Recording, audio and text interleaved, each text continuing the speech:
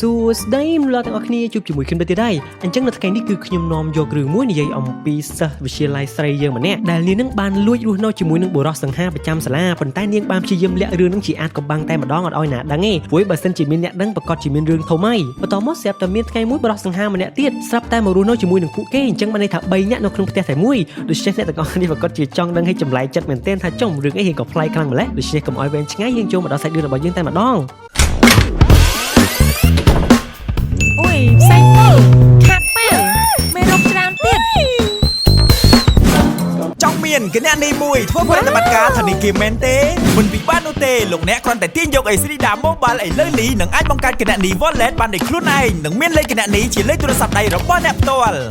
់អេស្រីដាប្រជាធនាគារដែលលោកអ្នកជឿទុកចិត្តរឿងរបស់យើងចាប់ផ្ដើមដោយបង្ហាញឲ្យឃើញថាអូយដែលនាងគឺជាតួឯកនៅក្នុងរឿងនេះនាងកំពុងតែរត់មកជាមួយនឹងមិត្តភក្តិជិតដិតរបស់នាងម្នាក់ដែលនាងមានឈ្មោះថាម៉ូអេនិយាយទៅអូយរបស់យើងគាត់មិនសូវជាស្អាតប៉ុន្មានទេគាត់នឹងរៀងមានទៀបហើយរៀងគាត់ក៏មិនសូវស្អាតដែរប៉ុន្តែគាត់គួរឲ្យស្រឡាញ់ពេលនេះអូយរបស់យើងនាងកំពុងតែមើលសង្សាររបស់នាងដែលគាត់នឹងមានឈ្មោះថាស៊ូសេនិយាយទៅស៊ូសេគាត់រៀនប៉ាកែស្អាតប្រចាំសាលាហើយខាងកីឡាក៏គាត់ប៉ាកែទៀតនិយាយទៅមនុស្សស្រីនៅក្នុងសាលាទាំងអស់ហ្នឹងគឺប៉ងចង់បានគាត់ជាសង្សារតែម្ដងតែគាត់មិនចាប់អារម្មណ៍នរណាសោះតែម្ដងគាត់ស្រឡាញ់តែអូយមួយគត់ហើយអ្វីដែលសំខាន់ហ្នឹងគឺពួកគេទាំងពីរនាក់នោះនៅផ្ទះជាមួយគ្នាហើយពួកគេនឹងព្យាយាមលាក់រឿងនឹងចិត្តតែម្ដងគ្មាននរណាដឹងទេក្រៅតែពីមិត្តភក្តិជិតដិតរបស់នាងពីរនាក់ដែលទៅជាសង្សារនឹងគ្នានឹងឯងហើយមូលហេតុដែលពួកគេរស់នៅជាមួយគ្នានឹងគឺដោយសារតែការពីដំបូងឡើយនឹងមិត្តភក្តិរបស់អូយើងមានឈ្មោះម៉ូអេនឹងបានលួចស្រឡាញ់ស៊ូសេហើយនាងបានសារភាពប្រាប់មុខសិស្សទាំងអស់តែម្ដងប៉ុន្តែស៊ូសេនឹងគាត់បានបដិសេធម៉ូអេធ្វើឲ្យអូយដែលជាមិត្តភក្តិល្អរបស់ម៉ូអេនឹងនាងមានការខឹងបន្តមកអូយរបស់យើងនាងក៏បានមកធ្វើការស្ដីឲ្យស៊ូសេហើយដើម្បីមិនទុកមុខឲ្យមនុស្សស្រីអញ្ចឹងបន្តមកនាងខឹងខ្លាំងពេកនាងក៏បានច្រឡំធាក់មួយជើងធ្លាក់ទៅលើកម្មចដាដល់ពេលធ្លាក់ទៅលើកម្មចដាដើរមិនរួចអញ្ចឹងអូយរបស់យើងនាងក៏បានអ៊ីវស៊ូសេនឹងរហូតមកដល់ផ្ទះតែម្ដងចំណែកអូយវិញពេលដែលដឹងថារស់នៅផ្ទះជិតគ្នាអញ្ចឹងនាងមានការភ្ញាក់ផ្អើលមែនទែនបន្តមកនាងក៏បានមើលថែខុសត្រូវធ្វើម្ហូបរៀបចំផ្ទះឲ្យស៊ូសេរបស់យើងអញ្ចឹងណាបន្តមកពេលដែលអូយរបស់យើងនាងបានធ្វើម្ហូបធ្វើសម្រាប់ស៊ូសេអញ្ចឹងទៅនាងក៏បានធ្វើឲ្យមានភ្លើងឆាបតភ្លើងឆាបអញ្ចឹងទៅ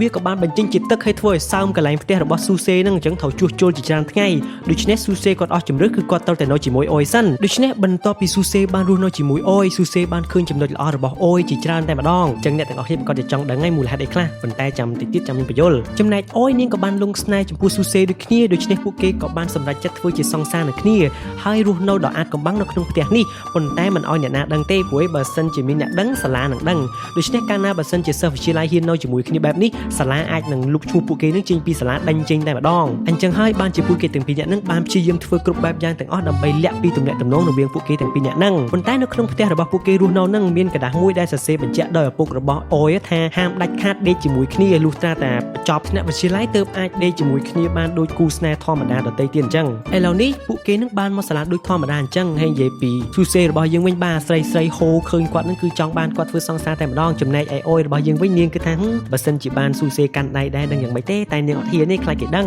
រួចហើយពេលដែលពួកគេនឹងដើរចូលមកដល់ក្នុងសាលាបន្តិចក៏ស្រាប់តែមានតួប្រុសម្នាក់ទៀតបានបង្ហាញខ្លួនដែលគាត់នឹងមានឈ្មោះថា Rayon នឹងគាត់មកពីប្រទេសអាមេរិកហើយនិយាយទៅគឺគាត់នឹងមានអារម្មណ៍ថាឆ្មើងឆ្មៃតែម្ដងដូចគិតតែខ្លួនឯងសង្ហាអស្ចារ្យអញ្ចឹងណាហើយដើរសួរសិស្សផ្សេងដោយនិយាយជាភាសាអង់គ្លេសថាកន្លែងណាបន្ទប់គ្រូហើយអត់មានអ្នកចេះនិយាយមួយគាត់ទេអត់មានអ្នកចេះអង់គ្លេសតោះហើយ Rayon ធ្វើការមើលងាយអញ្ចឹងទៅអូយចេញមុខទៀតហើយនិយាយអូយឲ្យតែឃើញអីអត់ត្រឹមត្រូវយុត្តិធម៌អញ្ចឹងនឹងគាត់នឹងចេញមុខជួយការពារហើយដោយនាងបាននិយាយថាហេតុអ្វីនៅប្រទេសជប៉ុនមិននិយាយភាសាជប៉ុនបន្តមកបែកនឹងឌឺដងបន្ថែមទៀតមើលងាយអញ្ចឹងទៅនាងធម្មតានាងក៏បានដេញតាមតោះពេលដេញតាមនាងតាក់ជើងអញ្ចឹងទៅក៏បានទាញឲ្យរបូតខោ Rayon របស់យើងដែលធ្វើឲ្យគ្រប់គ្នានៅទីនោះជាពិសេសស្រីមានអារម្មណ៍ថាភ្ញាក់ផ្អើលតែម្ដងបន្ទាប់ពីនោះ Rayon នឹងគាត់មានការខឹងមែនតែនចង់មិនដឹងថាម៉េចប្រហែលជាចង់រករឿងអូយរបស់យើងប៉ុន្តែព្រៀបនោះផងដែរស៊ូសេនឹងគាត់ក៏បានបង្ហាញខ្លួនហើយបន្ទាប់មកវាក៏បានបង្ហាញឲ្យឃើញថាតាមពិតពីរនាក់នឹងគឺជាបងប្អូនជីដូនមួយនឹងគ្នាសោះដូច្នេះគោលដៅរបស់ Rayon នៅពេលនេះគឺមកយកស៊ូសេនឹងទៅកាន់សហរដ្ឋអាមេរិកវិញដើម្បីស្នងតំណែងការងាររបស់ឪពុកខ្លួនប៉ុន្តែស៊ូសេរបស់យើងគាត់បានបដិសេធដូច្នេះហើយ Rayon គាត់មិនសុខចិត្តទេគាត់ថាបើចង់បដិសេធលុះតាតែលេងបាល់ឲ្យឈ្នះជាមួយខ្ញុំសិនដូច្នេះការប្រកួតក៏បានចាប់ផ្ដើមយើងឃើញថាម្នាក់ៗមានអារម្មណ៍ថារំភើបភ័យផងអបផងជាពិសេសអូយរបស់យើងបាទខ្លាចតែស៊ូសេចាញ់ទេប៉ុន្តែសំណាងល្អគឺស៊ូសេគាត់បានទទួលជ័យជំនះប៉ុន្តែមើលត Rayon គឺគាត់មិនព្រមតែម្ដងគឺគាត់ចង់ឲ្យស៊ូសេត្រឡប់ទៅកាន់សហរដ្ឋអាមេរិកវិញព្រោះស៊ូសេធ្លាប់សួរតាក់ទងនឹងព័ត៌មានសិក្សានៅសហរដ្ឋអាមេរិកអីចឹងណាតមក Rayon គាត់នៅក៏អត់សុខចិត្តចឹងគាត់ក៏បានធ្វើការសែកលឺថាដោយសារតែសង្សារបងមែនទេបានជាបងមិនព្រមទៅសហរដ្ឋអាមេរិកបន្ទាប់មកគ្រប់គ្នានៅសាលាបានភ្ញាក់ផ្អើលចំណែគេជាសង្សាររបស់ស៊ូសេអត់ដឹងចឹងបន្ទាប់មកស៊ូសេគាត់ក៏បានតបទៅវិញថាមែនហើយអូអញ្ចឹងដូច្នេះអ្នកនៅក្នុងសាលាជាពិសេសសៃឆ្ងល់ចំនរណាគេគឺជាសង្សាររបស់ស៊ូសេនាងប្រហែលជាខ្ពស់ស្អាតដើមទ្រូងធំអីចឹង ដល់ពេលអូយរបស់យើងនេះសម្លឹងមើលខ្លួនឯងចាប់អញបើសិនជាគេដឹងតែអញជាសង្សាររបស់ស៊ូសេចាប់ហ្មងដូច្នេះពេលមកដល់ផ្ទះវិញអូយរបស់យើងក៏បានសួរស៊ូសេតាក់ទងនឹងរឿងសាលារៀននៅសហរដ្ឋអាមេរិកប៉ុន្តែស៊ូសេគាត់ក៏បានតបទៅវិញថាមិនអីទេគាត់គ្រាន់តែលក្ខណៈឆែកមើលធម្មតាចង់ដឹងការសិក្សាគេយ៉ាងម៉េចទេដូច្នេះអូយនឹងធូរចិត្តនិយាយទៅអូយមិនអាចរស់នៅដោយអត់ស៊ូសេបាននោះទេឥឡូវនេះស្អែកឡើងយើងកាន់មកដល់រេអនវិញរេអនគាត់ក៏បានដើរពិនិត្យស្រីៗនៅក្នុងសាលារៀនទាំងអស់អញ្ចឹងចង់ដឹងថាអ្នកណាគឺជាសង្សាររបស់ស៊ូសេគាត់នឹងដើរខំរមើលអ្នកណាដើមទ្រូងធំអីអញ្ចឹងថាអញ្ចឹងណាប៉ុន្តែពីច្រើនអ្នកដើមទ្រូងធំសិតតែចាប់អារម្មណ៍គាត់អញ្ចឹងបើកាលណាចាប់អារម្មណ៍គាត់បានន័យថាម្នាក់នោះមិនមែនជាសង្សាររបស់ស៊ូសេទេហើយគាត់ក៏បានសួរពិនិត្យស្រីស្អាតប្រចាំសាលាដែរបើនាងថានាងគ្មានសង្សារបានន័យថានឹងមិនមែនជាសង្សាររបស់ស៊ូសេទេតមកគាត់រកយ៉ាងណាក៏រកសង្សាររបស់ស៊ូសេមិនឃើញដែរពេលទៅដល់បណ្ណាល័យមួយហ្នឹងក៏បានជួបជាមួយនឹងអូយបន្ទាប់មកអូយរៀងមានការភ័យមែនទែនខ្លាចអាប៉ែនឹងដឹងអញ្ចឹងតែអាប៉ែនឹងគាត់ក៏បាននិយាយថាមុខនាងអញ្ចឹងស៊ូសេនឹងមិននិយាយចូលផងមើលទៅតែមកអូយរបស់យើងនេះមានការអញមួមកខឹងខ្លាំងហ្មងមើងងាយទាំងផឹកឥឡូវនេះយើងកាត់មកដល់ស៊ូសេរបស់យើងវិញបាទគាត់នឹងអញ្ចឹងមែនសង្ហាអញ្ចឹងមែនប៉កែអញ្ចឹងមែនប៉ុន្តែគាត់នឹងក៏បានរលួយចិញ្ចឹមគ្រួសារចិញ្ចឹមអូយអីដូចគ្នាគឺគាត់ធ្វើជាអ្នករត់តប់ព្រាមនោះផងដែរនឹងបងប្រុសរបស់គាត់ដែលមានឈ្មោះថាស៊ូជូនឹងបានមកលេងជាមួយគាត់ហើយបងប្រុសគាត់នឹងនិយាយរៀងសម្បូរស្រីខាព្រីនារីអញ្ចឹងណាហើយបងប្រុសគាត់នឹងមានតួនាទីក្នុងការថតរូបថតអីយូរអ្នកថតរូបល្បីដែរដូច្នេះបន្ទាប់ពីចប់ការងារស៊ូសេនឹងគាត់ក៏បានសួរបងប្រុសរបស់ខ្លួនថាជាបើយើងចង់ការពារមនុស្សស្រីម្នាក់គឺយើងត្រូវធ្វើដូចម្ដេចបន្ទាប់មកបងប្រុសរបស់ស៊ូសេបាននិយាយថាគឺមានតែលុយមួយគត់ដែលអាចធ្វើឲ្យនាងនឹងសុខស្រួលបាននិយាយអញ្ចឹងអ្នកទាំងអស់គ្នាវិញគិតមិនដែរអញ្ចឹងអ្នកទាំងអស់គ្នាប្រកាសជាពិបាកក្នុងការឆ្លើយសំណួរនេះហើយប៉ុន្តែមនុស្សម្នាក់ៗគេថាមានជំរឿខុសៗគ្នាអញ្ចឹងអ្នកទាំងអស់គ្នាចាំមើលជំរឿរបស់ស៊ូសេនិងអូយវិញតើពួកគេនឹងធ្វើបែបណាឥឡូវនេះយើងកាន់មកដល់អូយវិញអូយក៏បានប្រទះឃើញថារេអននឹងបានមករកស៊ូសេនៅផ្ទះផ្ទាល់តែម្ដងនាងក៏បានធ្វើការកុហកផ្លូវចឹងឯងបញ្ញាបញ្ញាចូលមកផ្ទះប៉ុន្តែពាក់រេអននឹងតាមតនទៀតហើយរេអនក៏សួរថាចំនឹងក្រែងបន្ទប់របស់ស៊ូសេមិនក៏នាងចូលបន្ទប់នឹងអញ្ចឹងបន្ទាប់មកអូយរបស់យើងនាងមិនដឹងឆ្លើយវិញនេះក៏បានថាខ្ញុំគឺជាអ្នកបោះជូតបោកកៅអៅរៀងញ័រអញ្ចឹងអ្នកទាំងអស់គ្នាតមកនាងក៏បានបញ្ញាបញ្ញាចាក់សោចូលដើម្បីរៀបចំកៅអៅនាងទុកកុំឲ្យមើលឃើញចឹងទៅអាប៉ែរេអននៅតែចង់ចូលទៀតនាងអស់ជំរឿជន់ជើងមកទំហឹងធ្វើឲ្យប៉ែនឹងយកជើងចេញទៅនេះក៏បានបិទទ្វារចាក់សោឲ្យបញ្ញាបញ្ញាមករៀបចំកៅអៅលីអូអីអញ្ចឹងណាហើយយកទៅដាក់ចូលកន្លែងណាកុំឲ្យអាប៉ែរេអននឹងមើលឃើញបាទហើយជាពិសេសនឹងកដាស់ដែលឪពុករបស់នាងសរសេរឲ្យនឹងថែមទៀតផងបន្ទាប់ពីនាងរៀបចំខ្លួនអញ្ចឹងនាងក៏បានបើកទ្វារប៉ាំងបងមុខរបស់រេអនយើងរហូតដល់ឈាមច្រមុះតែម្ដងបន្ទាប់មកនាងក៏បានសុំទោសឲ្យនាំឲ្យមកចូលមើលអីអញ្ចឹងទៅហួយហើយនាងភ្លេចខោលីអូបាទជាលីអូទៅតែមកនាងក៏បានយកវានឹងចូលទៅក្រោមភួយអីអញ្ចឹងអើយជាតែមានហ្មងបាទបន្ទាប់ពីនោះស៊ូសេនឹងក៏បានមកដល់តមករេអនក៏បាននិយាយថាបើចង់ជួលអ្នកបោះសម្អាតជួលអ្នកណារៀងស្អាតបន្តិចទៅមិនបន្ទាប់មកស៊ូសេគាត់បាននិយាយថាមិនមែនទេគឺនាងគឺជាសង្សារខ្ញុំតែម្ដងចំណែករេអនវិញគាត់ពិបាកទទួលយកព្រោះអីរេអនគិតថាសង្សាររបស់ស៊ូសេប្រហែលជាខ្ពស់ស្អាតរៀងសិចស៊ីអីអញ្ចឹងមិនក៏ទៅជានាងវិញយ៉ាងម៉េចយ៉ាងម៉ាក៏ខ្ញុំមិនជឿថានាងជាសង្សាររបស់បងដែរបន្ទាប់មកស៊ូសេក៏បាននិយាយថាឥឡូវបើសិនជាមិនជឿសាក់នៅជាមួយខ្ញុំប្រហែលថ្ងៃសិនទៅឯងប្រកាសជាដឹងចំណុចល្អរបស់នាងជាច្រើនដែលវាមិនផ្ដោតសំខាន់ទៅលើរូបរាងកាយរបស់នាងនោះទ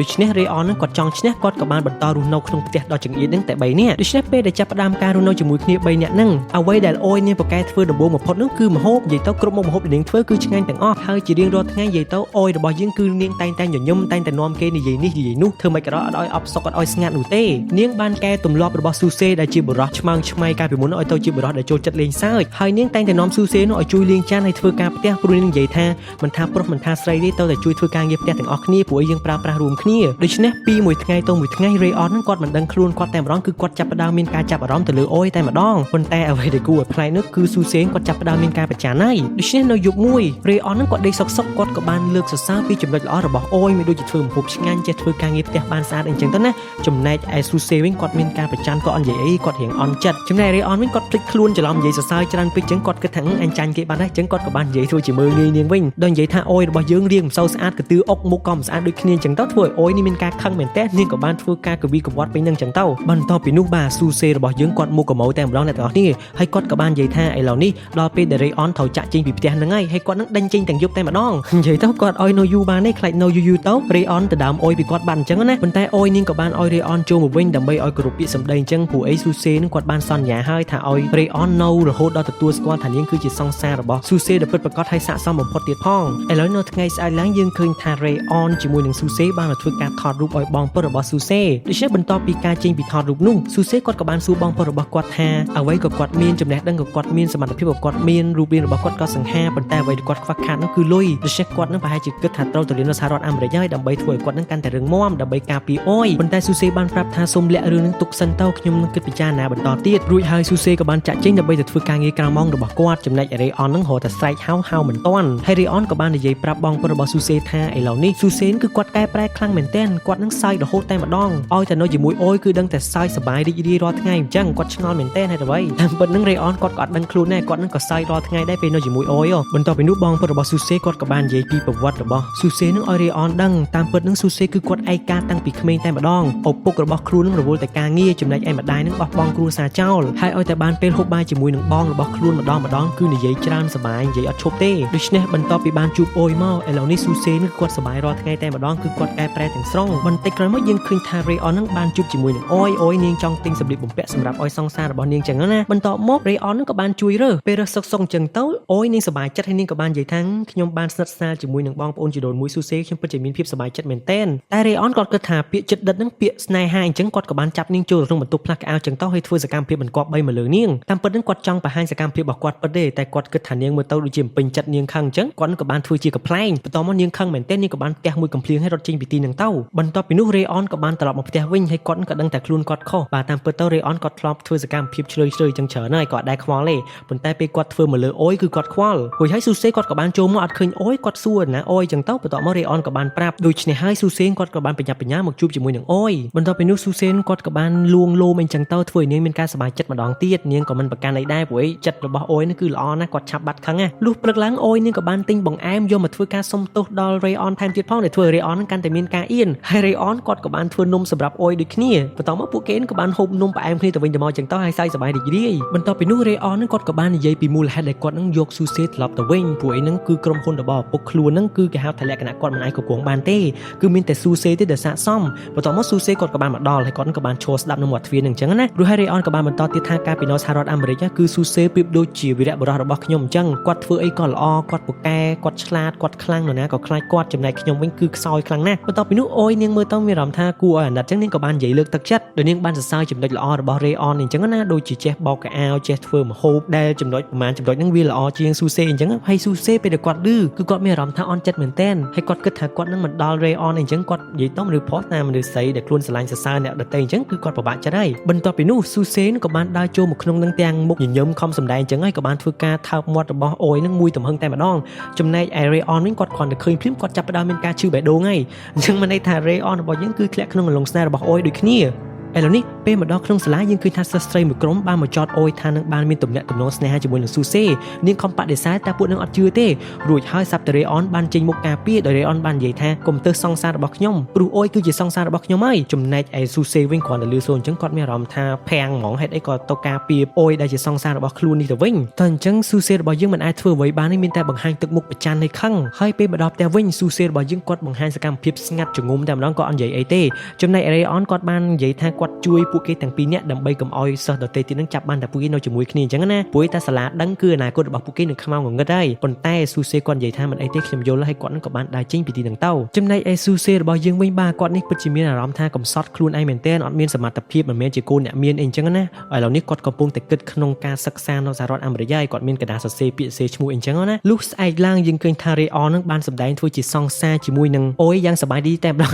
អយរបស់យើងនេះមានអារម្មណ៍ថាឥឡូវធ្វើម៉េចកាន់ដៃគ្នាមិនអីមិនយើងអត់សូវចេះទេហើយនឹងមួយនាងក៏មិនចង់ធ្វើដែរចំណែកឯស៊ូសេរបស់យើងវិញបាននិយាយទៅគាត់នឹងចាប់ផ្ដើមមានអារម្មណ៍ថាឯកាតែឯងទៀតហើយព្រោះសង្សាររបស់ខ្លួនលោកខ្លាចទៅជាសង្សារคล้ายៗរបស់អ្នកដទៃណាឥឡូវនេះនៅសាលាក៏គេមានពិធីបុណ្យប្រចាំឆ្នាំមួយដែរហើយគេមានប្រកួតជាក្រុមតាមក្រុមថ្នាក់នេះចឹងទៅដំបូងឡើយរេអនក៏អត់ចង់ធ្វើទេតែដល់គាត់ដឹងថាស៊ូសេចូលប្រកួតដែរអញ្ចឹងគាត់ក៏ចង់មានការប្រកួតប្រជែងជាមួយនឹងស៊ូសេអញ្ចឹងគាត់ក៏បានចូលរួមក្នុងការរៀបចំពិធីបុណ្យអីសម្រាប់ការប្រកួតប្រចាំឆ្នាំហ្នឹងទៅដើម្បីបានបន្ទុកលេខ1ដូច្នេះការត្រៀមខ្លួនសម្រាប់ពិធីបុណ្យក៏ត្រូវបានគេរៀបចំឡើងបដាហើយចំណែកឯអយវិញពេលដែលនៅផ្ទះជាមួយនឹងស៊ូសេហ្នឹងនាងរៀបចំផ្ទះសុកនាងក៏បានប្រទះឃើញกระดาษសរសេរឈ្មោះចង់ត្រៀមនៅសហរដ្ឋអាមេរិកហើយនាងក៏បានសួរស៊ូសេហើយស៊ូសេគាត់នឹងចង់បញ្យល់ប៉ុន្តែនាងអត់ចង់ស្ដាប់នោះទេព្រោះនាងគិតថាហេតុអ្វីក៏បងចង់ចាក់ចេញពីខ្ញុំដោយមិនបានប្រាប់ខ្ញុំអីចឹងបន្ទាប់មកនាងក៏បានរត់ចេញពីទីនោះទាំងអត់និយាយអីតែម្ដងហើយក៏បានមកអង្គុយយំតែម្នាក់ឯងបន្ទាប់មកមិត្តភក្តិរបស់នាងក៏បាននិយាយថាតោះយើងពិធីចាប់ផ្ដើមហើយកុំនៅអង្គុយនឹងទៀតអីឥឡូវនេះយើងកាត់មកដល់ឡើងពិធីនេះវិញបាទរេអននឹងគាត់ចង់ធ្វើការប្រកួតប្រជែងជាមួយនឹងស៊ូសេខ្លាំងមែនទែនប៉ុន្តែដល់ពេលគាត់មកមើលស៊ូសេគាត់នឹងស៊ូសេស្លៀកពាក់ជាទន្សាយសោះបានធ្វើឲ្យគេចាប់អារម្មណ៍ដាក់បន្ទុកអុយច្រើនចឹងណាគាត់ថាពិតជាអីក៏មែននេះបន្ទាប់ពីនោះរេអនក៏បានមករកអុយហើយដល់ពេលឃើញអុយស្លៀកពាក់បែបហ្នឹងគាត់ក៏បានច្រឡំមាត់និយាយថាពិតជាគួរឲ្យស្រឡាញ់មែនគាត់ច្រឡំមាត់ចឹងណាតែអុយនេះស្ដាប់បញ្ចូលញ៉ាក់ជាអង់គ្លេសបន្ទាប់ពីនោះមិនដឹងមិនរេអនហ្នឹងចង់បានអុយដើរជាមួយចឹងមកនិយាយថាឥឡូវទៅជាមួយខ្ញុំយើងសម្ដែងបន្តធ្វើជាសង្សារទៀតចឹងណាហើយក៏បានមកជួបជាមួយនឹងស៊ូសេបាទស៊ូសេគាត់គ្រាន់ឃើញអុយនៅជាមួយនឹងរេអនគាត់មានការអន់ចិត្តមុខកមោភ្លាមតែម្ដងក្រោយមករេអននិងអុយហ្នឹងបានមកលេងហ្គេមរវាងសង្ស សារអញ្ចឹងណាហើយដល់ហើយពួកគេទាយលក្ខណៈយល់ចម្លើយគឺខុសទាំងសងខាងតែម្ដងព្រោះពីអ្នកនឹងអត់សូវស្គាល់គ្នាច្បាស់ទេអ្នកនេះទាយឆ្កែអ្នកនោះទាយឆ្មាដល់ហើយចាញ់គេហ្មងហ្គេមហ្នឹងអញ្ចឹងបន្ទាប់ពីចាញ់ហ្នឹងអូយនាងមានអារម្មណ៍ថាសោកស្ដាយអញ្ចឹងនាងខំនិយាយលើកទឹកចិត្តដល់ Rayon អញ្ចឹងណាតែភ្លាមនោះស៊ូសេគាត់ក៏បានមកស្ដាប់ដែរប៉ុន្តែគាត់បានស្ដាប់ឮសូរតែអូយនិយាយសរសើររឿងថា Rayon ហ្នឹងប្រកែតាមដានប្រកែយកចិត្តទុកដាក់ប្រកែខ្វាយខ្វល់អីអញ្ចឹងទៅហើយស៊ូសេគាត់មានអារម្មណ៍ថាអន់ចិត្តហ្មងគាត់មានអារម្មណ៍ថាចាញ់អីអញ្ចឹងណានិយាយទៅភ្លាមនោះមេក្រូក៏បានប្រកាសអ្នកដែលចាញ់គឺទៅតែថើបគ្នាទៅហើយពីអ្នកហ្នឹងក៏បានឡើងមកលើឆាកហើយពួកគេនេះមានការភ័យខ្លាចមែនទែនហើយមិនក៏ថើបគ្នាអញ្ចឹងឡើយធ្វើម៉េចឡើយសង្សារខ្លាំងខ្លាយប៉ុន្តែ Rayon ហ្នឹងគឺគាត់ចង់ថើបចំណែកឯអូយនាងមានអារម្មណ៍ថាភ័យនាងអត់ចង់ធ្វើឡើយមួយសន្ទុះក្រោយមកក៏ស្រាប់តែមានបរិសម្នាក់ពាក់ក្បាលខ្លាឃ្មុំមកជួយហើយបរិសម្នាក់នោះគឺជាស៊ូសេបានជួយអូយយើងឲ្យចេញពីទីហ្នឹងបន្តមកអូយនាងនៅតែនិយាយថានាងមិនអាចយល់ពីអារម្មណ៍របស់ស៊ូសេបានឡើយប៉ុន្តែស៊ូសេគាត់ក៏បានតបទៅវិញថាគាត់ទៅរៀនសហរដ្ឋអាមេរិកគឺគាត់ចង់ការពារនាងបន្តមកអូយនាងក៏បានតបទៅវិញថាការពារខ្ញុំយ៉ាងម៉េចទៅបើសិនជាបងមកនៅក្បែរខ្ញុំផងនោះពេលខ្ញុំយំពេលខ្ញុំពិបាកចិត្តតើខ្ញុំទៅរកអ្នកណាតើពួកយើងត្រូវបញ្ចប់ត្រឹមតែប៉ុណ្នេះមានឬមួយក៏អីបន្ទាប់ពីនោះស៊ូសេក៏បានត្រឡប់មកផ្ទះមុនចំណែកឯអូយរបស់យើងវិញនាងនឹងអង្គុយកន្លែងរទះភ្លើងចាំរទះភ្លើងអញ្ចឹងណាហើយក៏បានជួបជាមួយនឹង Rayon ទៀតហើយសួយអ្វីរទះភ្លើងគឺមិនអាចជិះបានឡើយដោយសារតែភ្លៀងខ្លាំងអញ្ចឹងវាមានបញ្ហាអញ្ចឹងដល់អស់ជំរឿអូយនាងក៏បានសម្រេចចិត្តទៅនៅផ្ទះរបស់ Aeon មួយផ្លែតសិនចាំពេលរទះភ្លើងដំណើរការវិញចាំពួកគេនឹងជិះរទះភ្លើងមកផ្ទះចំណែកឯស៊ូសេវិញគាត់មានការបារម្ភមែនទែនគាត់ក៏បានធ្វើការទេមកអូយប៉ុន្តែអូយនាងអត់ចង់និយាយជាមួយនឹងស៊ូសេនោះទេបន្តមកទូក៏បានផ្សាយព័ត៌មានថារទះភ្លើងមិនអាចដំណើរការបានទេមួយយប់នេះរហូតដល់ថ្ងៃស្អែកបានដំណើរការវិញបន្តមកអូយនេះមានអារម្មណ៍ថាមិនក៏ខ្ញុំស្មិនឡើយខ្ញុំអត់ចង់នៅទីនេះទេចង់ទៅផ្ទះវិញតែ Rayon ក៏បាននិយាយថាអត់ជំរឿទេគឺនៅតែសាក់នៅជាមួយខ្ញុំចឹងទៅកុំបារម្ភអីខ្ញុំមិនហក់ខាំនាងទេបន្ទាប់ពីនោះអូយក៏បានចូលទៅក្នុងបន្ទប់ទឹកមួយអីផ្លាស់ពាក់កៅអៅចេញមកក្រៅចឹងទៅស្រាប់តែ Rayon នឹងចាប់អារម្មណ៍លើនាងទៀតហើយព្រោះនាងពាក់កៅអៅរបស់ Rayon ចឹងទៅធ្វើឲ្យគាត់មានអារម្មណ៍ចម្លែកតែម្ដងធ្វើមើលទៅឃើញនាងនឹងគួរឲ្យស្រឡាញ់ហ្មងស៊ូសេវិញបាទគាត់នឹងនៅអត់សុខទេគាត់ក៏បានធ្វើការទេសួរទៀតកាលមកផ្ទះវិញបន្តមក Rayon ក៏បានប្រាប់ថាតោះថ្ងៃស្អែកយកពួកឯងរត់ភ្លើងអត់ដំណើរការឡើយចំណែកឯស៊ូសេវិញគាត់នឹងមិនអាចទ្រាំបាននោះទេគាត់ក៏បានរត់ចេញមកទាំងភ្លៀងដើម្បីមកយកអូយនឹងត្រឡប់មកផ្ទះវិញហើយពេលរត់នឹងគាត់ក៏បាននឹកឃើញអតីតកាលដែលគាត់នៅសប្បាយរីករាយជាមួយនឹងអូយគាត់មិនអាចអត់អូយបាននោះទេប្រហែលជាគាត់គិតថាអូយនៅផ្ទះជាមួយនឹង Rayon អញ្ចឹងបានន័យថាអូយនឹងព្រមបែកជាមួយនឹងគាត់ហើយរួចហើយបងប្រុសរបស់ស៊ូសេនក៏បានតាមទាន់ហើយបានអោបប្អូនរបស់ខ្លួនបន្ទាប់មកស៊ូសេនគាត់យំស្រែកពេញផ្លូវនឹងគាត់ថាហេតុអ្វីក៏មនុស្សគ្រប់គ្នាដែលខ្ញុំស្រឡាញ់ចាក់ចេញពីខ្ញុំអញ្ចឹងបន្ទាប់មកបងប្រុសរបស់ស៊ូសេគាត់ក៏បាននិយាយថាប្អូនចង់នៅជាមួយនឹងអូយខ្លាំងដូច្នេះអ្វីដែលសំខាន់គឺប្អូនត្រូវតែព្យាយាមធ្វើយ៉ាងណាកុំចាក់ចេញពីអូយឲ្យសោះចំណែកឯអូយរបស់យើងវិញបាទដេកសុកសុកអញ្ចឹងទៅស្រាប់តែ Rayon នឹងគាត់បានយកភួយដណ្ដប់ពេលអញ្ចឹងនាងក៏បានច្រឡំស្មានថានឹងជាស៊ូសេនាងក៏បានចាប់អោបចំណែកឯ Rayon វិញគាត់បែរជាមានអារម្មណ៍បេះដូងលោតញាប់តែម្ដងហើយគាត់នឹងក៏បានធ្វើការថើបមួយខ្សើតលើបបោមាត់របស់អូយដែលធ្វើឲ្យអូយនឹងមានការភ្ញាក់ផ្អើលនិងពិបាកទទួលយកខ្លាំងមែនទែនរួចហើយស៊ូសេនក៏បានមកយកអូយត្រឡប់ចេញពីផ្ទះនឹងវិញប៉ុន្តែអូយរបស់យើងនាងគឺមិននិយាយស្ដីអីសូម្បីតែមួយម៉ាត់តែម្ដងលុះស្អែកឡើងស៊ូសេក៏បានមកសួរនាំ Rayon តាក់ទងនឹងអូយហេតុអ្វីបានជាអូយនាងអត់ព្រមនិយាយស្ដីអីមួយម៉ាត់អញ្ចឹង Rayon ក៏បាននិយាយថាខ្ញុំថើបនាងមកខ្សើតបន្ទាប់មកស៊ូសេនឹងឡើងកម្ដៅខឹងមែនទែនហើយក៏បានធ្វើការដាល់វាយប្រទីបតប់គ្នាទៅវិញទៅមកទំហឹងតែម្ដងស៊ូសេក៏បាននិយាយថាឯងមិនគួរណាពាក់ព័ន្ធជាមួយនាងទេឯងមិនគួរដកដង្ហើមខ្យល់ជាមួយនាងដូចគ្នាបន្ទាប់មក Rayon ក៏បាននិយាយថាហេតុអ្វីក៏បងចិត្តចង្អៀតចង្អល់ម៉េះបន្ទាប់មកស៊ូសេគាត់ក៏បានឈប់ធ្វើការវាបតប់គ្នាហើយគាត់ក៏បាននិយាយថាមែនខ្ញុំចិត្តចង្អៀតចង្អល់ណាស់ខ្ញុំមិនល្អដូចជាឯងនោះទេខ្ញុំមិនមែនជាវីរៈបុរសអ្វីឡើយបន្ទាប់មក Rayon គាត់ក៏បានតបតទៅវិញថាមិននិយាយអញ្ចឹងបងឈ្នះខ្ញុំហើយឈ្នះគ្រប់រឿងតែម្ដងសូម្បីតែរឿងស្នេហាអូយនាងមិនដែលមើលមុខខ្ញុំនោះទេហើយនាងក៏មិនដែលចាប់អារម្មណ៍ខ្ញុំក្នុងន័យស្នេហាអ្វីដែរហើយខ្ញុំក៏សម្រេចចិត្តដែរតែខ្ញុំនឹងចាក់ចេញពីទីនេះហើយខ្ញុំទៅស្នងតំណែងឪពុករបស់ខ្ញុំវិញខ្ញុំលែងរត់ចោលអ្វីទៀតហើយខ្ញុំនឹងធ្វើយ៉ាងណាឲ្យឪពុករបស់ខ្ញុំទទួលស្គាល់ខ្ញុំតែអញ្ចឹងស៊ូសេគាត់មានអារម្មណ៍ថាភ្ញាក់ផ្អើលព្រោះបើកាលណា Rayon គាត់ត្រឡប់ទៅវិញអញ្ចឹងគ្មានអ្នកបង្ខំឲ្យគាត់នឹងត្រឡប់ទៅកាន់សហរដ្ឋអាមេរិកស៊ូសេរបស់យើងហើយក៏គ្មានអ្នកណាទៅដើមស្នេហារបស់គាត់ពីទ្រូងដែរអញ្ចឹងបន្ទាប់ពីនិយាយរួចសាប់តែមាននរណាផ្ញើសារមកដូច្នេះហើយពួកគេទាំងពីរនេះក៏បានបញ្ញាបញ្ញាចុះមកខាងក្រោមរួចហើយនៅកន្លែងមានមនុស្សច្រើនគេក៏បានប្រទះឃើញថាសារនោះគឺនិយាយអំពីស៊ូសេរបស់យើងបានអោបគៀកកាយគ្នាជាមួយនឹងអូយបន្ទាប់មកសាប់តែមានស្រស់ស្រី3នាក់ដែលមើលទៅរៀងកាំងដែរបានមកនិយាយថាយើនាងខ្លួនមួយចង់ជិះទូកពីរបន្ទាប់មកពួកគេក៏បានតាក់ជើងឲ្យអូយដួលភ្លាមនោះផងដែរសាប់តែស៊ូសេបានមកជួយទាន់ហើយស៊ូសេនឹងខឹងមែនទែនហើយក៏បាននិយាយថាតើពួកនាងចង់មានរឿងអ្វីជាមួយសង្សាររបស់ខ្ញុំបន្ទាប់ពីនោះ Rayon ក៏បានចេញមុខនិយាយមេក្រូឲ្យប្រកាសប្រាប់តែម្ដងតាមពិតទៅនឹងខ្ញុំធ្វើសង្សារជាមួយនឹងអូយគ្រាន់តែជារឿងកុហកទេតាមពិតអូយនិងស៊ូសេទៅជាសង្សារនឹងគ្នាពិតប្រាកដប៉ុន្តែខ្ញុំពិបាកទទួលយកពេកបានជាខ្ញុំតាមរំខានព្រោះខ្ញុំមិនជឿថាស៊ូសេនឹងបានលងស្នេហ៍ទៅលើមនុស្សស្រីធម្មតាគ្មានដើមទ្រូងអត់សិចស៊ីហើយកទឿបែបនេះឡើយបន្ទាប់មកអូយរបស់យើងនាងបាននឹកគិតនឹងចិត្តថាអីឯងពុកពិបាកចិត្តមកនិយាយរឿងដើមទ្រូងដើមស្អីទៀតអាប៉ែកនេះឈួតហ្មងហើយនាងក៏ចង់បានឡើងទៅស្ដីយ៉ាងទៅប៉ុន្តែព្រាមនោះ Rayon ក៏បានបន្តទៀតថាប៉ុន្តែបន្ទាប់ពីបាននៅជាមួយនាងអស់រយៈពេលច្រើនថ្ងៃមកទើបខ្ញុំដឹងថានាងគឺជាមនុស្សស្រី100ពិន្ទុពេញតែម្ដងព្រោះនាងមាន ចិត្តល្អនាងពូកែជួយអ្នកដទៃលើកទឹកចិត្តអ្នកដទៃដូច្នេះហើយបានជាខ្ញុំព្រមទទួលយកថាអយនឹងពិតជាស័ក្តិសមបំផុតចំពោះស៊ូសេដូច្នេះនាងមិនមែនជាមនុស្សម្នាក់ជីកទូកពីអីនោះទេប៉ុន្តែសិស្សគ្រប់គ្នានៅតែគិតថាចុះហេតុអ្វីបានជាស៊ូសេមិនដែលនិយាយថានាងគឺជាសង្សារអញ្ចឹងព្រាបនោះផងដែរនឹងស៊ូសេក៏បានស្រែកមកយ៉ាងលឺថាអញ្ចេះក្នុងមួយជីវិតរបស់ខ្ញុំជាលើកដំបូងហើយដែលខ្ញុំចង់បានមនុស្សស្រីម្នាក់នេះនៅក្បែរខ្ញុំជារៀងរហូតអូយបងស្រឡាញ់អូនខ្លាំងណាស់បងចង់នៅជាមួយអូនរហូតប៉ុន្តែអូនរបស់យើងនេះក៏បានតបទាំងទឹកភ្នែកវិញថាខ្ញុំក៏ស្រឡាញ់បងដូចគ្នាដែរប៉ុន្តែបងចង់ចាក់ចេញពីខ្ញុំទៅសហរដ្ឋអាមេរិកស៊ូសេក៏បានតបទៅវិញថាពេលបងគិតឡើងវិញទៅបើសិនជាបែកបាក់ពីអូនបងមិនអាចធ្វើវាបាននោះទេបន្ទាប់ពីនោះស៊ូសេរបស់យើងគាត់ក៏បានឡើងមកលើឆាកនឹងហើយបានធ្វើការថើបអូយយ៉ាងរ៉ូមែនទិកតែម្ដងហើយធ្វើឲ្យមនុស្សជុំវិញទីនោះមានការសប្បាយរីករាយសូម្បីតែ3អ្នកដែលរករឿងអូយរបស់យើងនឹងក៏យំដែរឥឡូវបន្ទាប់មកស៊ូសេក៏បាននិយាយថានេះជារឿងដំបូងបំផុតដែលបងចង់ធ្វើនៅក្នុងជីវិតរបស់បងគឺកាន់ដៃអូនដើរកាត់មុខមនុស្សគ្រប់គ្នាអូនិយាយទៅឈុតហ្នឹងគឺពិតជាល្អមើលមែនទែនតែម្ដងតែទាំងអស់គ្នាហើយមនុស្សគ្រប់គ្នាបានធ្វើការហូរកញ្ជ្រៀវពេញនោះទាំងអស់តែម្ដងហើយរឿងរបស់យើងគឺចប់ដោយបរិបូរណ៍បាទចប់ត្រឹមប៉ុណ្នេះអញ្ចឹងអរគុណដល់អ្នកទាំងអស់គ្នាដែលបានទស្សនាពីដើមដល់ចប់ហើយខ្ញុំដឹងថាប្រកាសជាមានគ្នាយើងមួយចំនួនអត់ទាន់អស់ចិត្តចំពោះរឿងហ្នឹងហើយតែប្រហែលជាអ្នកទាំងអស់គ្នាមិនដឹងមូលហេតុអីទេឬមួយក៏ដឹងខ្ញុំអត់ដឹងទេណាប៉ុន្តែនៅពេលនេះខ្ញុំរឹកសូមអរគុណសូមជម្រាបលា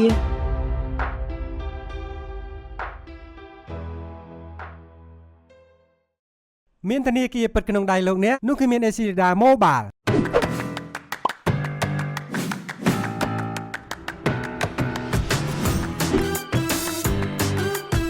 ជាមួយនឹង Eslida Mobile លោកអ្នកអាចបង្កើតគណនី Wallet បានដោយខ្លួនឯងមានលេខគណនីជាលេខទូរស័ព្ទដៃរបស់អ្នកផ្ទាល់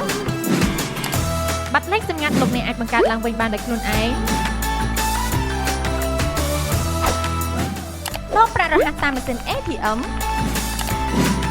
ទេប្រាក់រហូតដល់$20,000ក្នុងមួយថ្ងៃបង់វិក័យប័ត្រគ្រប់ប្រភេទទូទាំង25ខេត្តក្រុងបញ្ចូលកាតទូរស័ព្ទ Scan QR code ស្នាខ្ចីអន្តរជាតិដោយមិនចាំបាច់ទៅធនាគារដាក់ប្រាក់បញ្ញើមានការកំណត់ជាមួយនឹងអត្រាការប្រាក់ខ្ពស់